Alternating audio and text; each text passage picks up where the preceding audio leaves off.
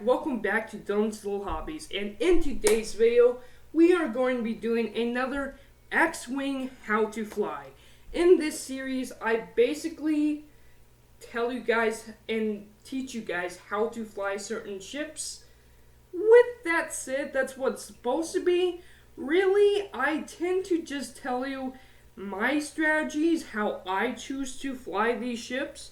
And you can basically take the way I choose to fly them, take my strategies, and apply them to your own game. With that said, everyone has their own way of playing this game. Everyone has their own strategies. The way I choose to look at these ships might help you come up with your own strategies for the game. But nothing I say in this video is a has to be this way. It's more or less the way I do it, and the way I do it might help you.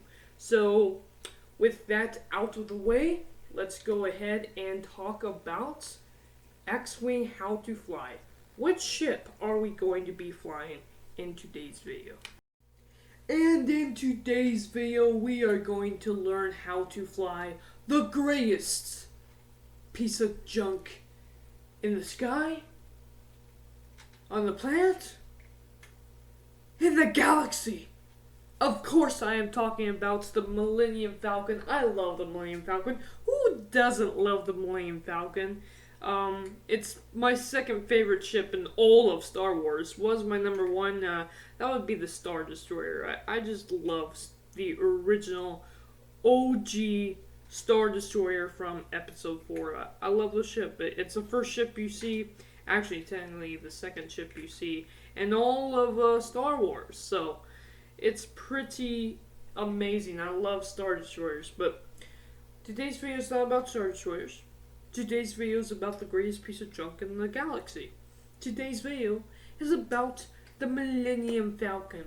So, let's go ahead and start out with its points cost. Okay. It's actually kind of a pricey ship. I mean, look at that. 80 plus points, most of them. It kind of makes sense, considering exactly what you get with this ship. With this ship, you could get a lot of great benefits. You can get a lot of great personnel cards, like Leia, R2, C3PO. You get a couple of great gunners, like maybe Rey with the Resistance, or Luke Skywalker, for crying out loud. You have a lot of potential, and it just makes the game mechanics perfect. It makes sense why this ship is 80 points. Now, is it too much points? Is it too many? No. And here's why. The best part about this ship is, yes, it could serve the support role. Pretty much all ships can serve the support role. You don't really want to lose it most.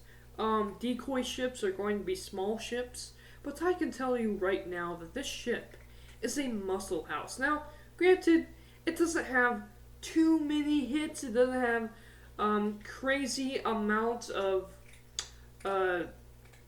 missiles or bombs or anything that you could put on. I mean, you could put a red cargo on it, but it doesn't have too crazy amounts of abilities, and yet it's still a flat out powerhouse on the game. And even if you look at the quick builds, it's actually pretty high, especially if you look at the quick builds for the Lando's Falcon from Scum and Villainy, from the Han Solo movie. Yeah. Oh, and I guess that's where I should have mentioned. Yeah, I'm not going to be looking at just the Rebels Millennium Falcon. I normally don't do this, but I feel like for this video, I think it makes sense that we are going to be looking at all three Millennium Falcons for X-Wing miniatures. We're going to be looking at the original Rebels Millennium Falcon, the Resistance Millennium Falcon, Rey's Falcon, And of course, we have to look at the Han Solo Falcon, which all of these ships look absolutely incredible. In fact, let's just show it. Let's go ahead and show you guys the images I have for these ships. You know, something that I absolutely love about the Millennium Falcons is the attention to detail. Even on the Lando's Falcon, the attention to detail on these ships are very, very impressive. I love that about them. Just look at them. They're beautiful. They're beautiful. Alright, we look at the ships. Let's go over some of the stats here. Let's start out with the Rebels Millennium Falcon here, okay? Let's start out with the Rebels Millennium Falcon. We got 3 attacks, 1 evade.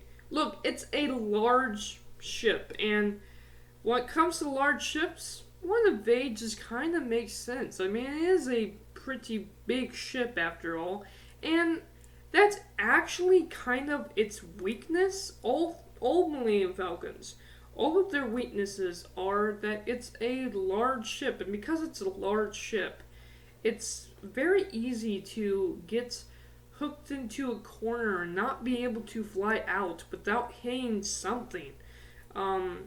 So if you're going up against a Millennium Falcon, that could be one strategy you could use to go up against this thing, is try to trap it in a corner, whether you use asteroids to help you with that or whatever. That's one of the biggest weaknesses. But with that said, it's not a very heavy weakness because it's still a powerhouse. And let's look at its stats. Again, 1 evade. Okay, 1 evade. 8 lives, 8 hull, and 5 shields on the Rebels Millennium Falcon. That's really a lot of lives. Just flat out a lot. Has a focus token, targeting computer, a red boost action, which, yeah, the fact that this is a large ship with a boost action is pretty darn incredible too. And while it doesn't have a 5 speed, it does go up to 4. It's definitely one of the fastest ships in the galaxy for sure. And it's actually really good that it's not the fastest ship in the game, because it's not the smallest ship in the game. But still, a 4 speed on a large ship is pretty darn incredible.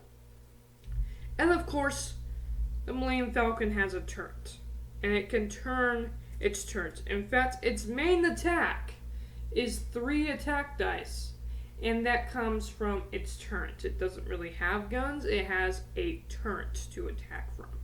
Alright, that is the Rebels one. Let's go ahead and look at Lando Calrissian's one. So you got 2 of them, 8 lives, 1 evade, and 3 shields. What's really cool about the Lando's one is it actually comes with a escape pod that you can also fly separately, but really you should only eject that thing when you have no choice but to eject it, because it gives you an extra attack and it gives you 2 extra shields, which means, yeah, this thing is as powerful as the Rebels Millennium Falcon, which is pretty darn incredible.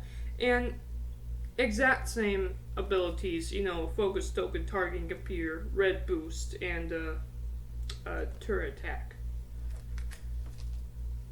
Alright, and then of course we have the Resistance one, which is 8 lives, 3 shields, 1 evade, and 3 turret attack. The only difference is because it is an older Millennium Falcon, it hasn't been used for a very long time, it's rusty, so it has a stress turret turn.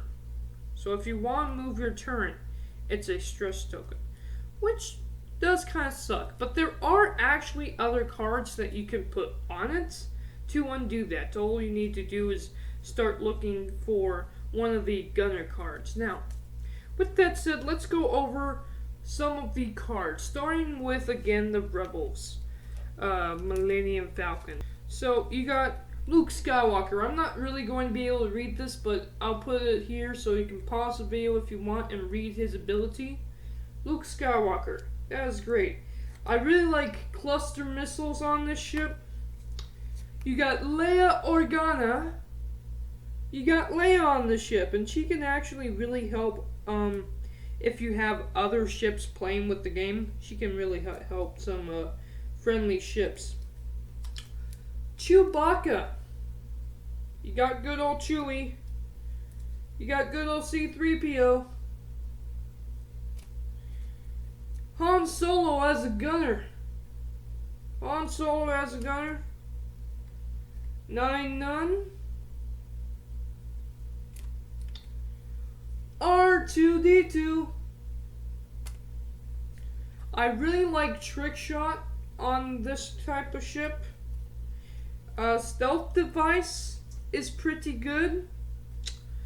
Something I will also say, you will always need an engine upgrade on the ship. Please put an engine upgrade on the Millennium Falcon, because that's going to help you out a lot. Considering that it has a red boost action, engine upgrade can basically make it a white maneuver.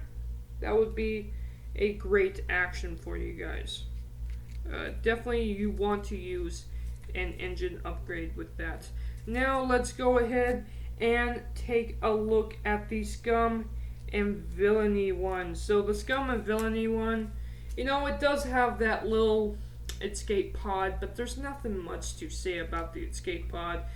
You got great pilots like, of course, Lando and that weird droid that came with her, and of course Chewbacca and Han. What else do you need? You always need Chewbacca and Han flying it. Oh, and speaking of that, you got young Chewbacca. He's about 200 years old there. It's not exactly 220 yet. And then you got the young Han Solo. That's a fun card to use. Oh, and Han's X. That's all I'm going to say. Han's X.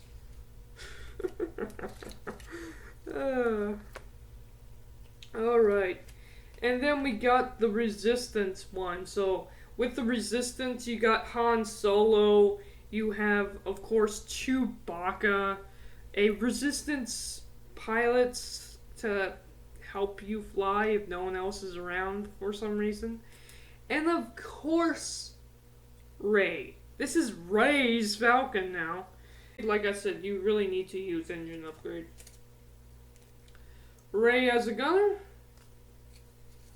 I'd rather have Finn. Yeah, let me do that again so you can see Finn's abilities. Chewbacca. The old man Chewbacca now. Oh, and speaking of old man, how about a red evade from Han Solo? BB-8. Personally, R2 is 10 times better. C-3PO. Red arm this time. Oh boy. Rostico. What can I say about the Resistance Falcon? But hey, it's still the awesome ship. And what I really like is when you have all three ships together, you could really see how it just ages.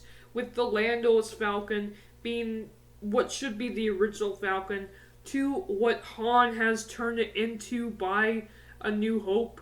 And then how it has deteriorated by Rey's time. Well, thank you guys for watching, and let's just show you pictures of the Millennium Falcon one more time because they're amazing. Thank you guys for watching. I'm out. Bye.